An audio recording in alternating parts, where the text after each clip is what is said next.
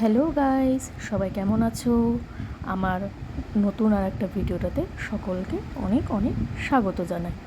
আর চলো দেখে নেওয়া যাক আজকের ভিডিওর বিষয়টা কি। আমাদের বাড়ির পেছন দিকে একটা ছোট্ট বাগান আছে।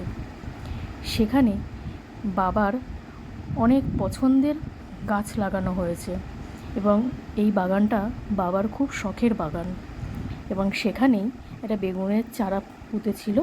এবার সেখানেই দেখো ছোট ছোট বেগুন হয়েছে। তাই আজকে বাবার মাছের ঝোলে বেগুন দিয়ে খাওয়ার খুব ইচ্ছা হয়েছে, তাই নিয়ে এসছে। দেখো বাবা কাটছে, আজকে মাছের ঝোলে দেওয়া হবে। কি সুন্দর না বেগুনগুলো, একদম কচি। গাছের জিনিসে একটা আলাদাই স্বাদ, তাই না বলো বন্ধুরা?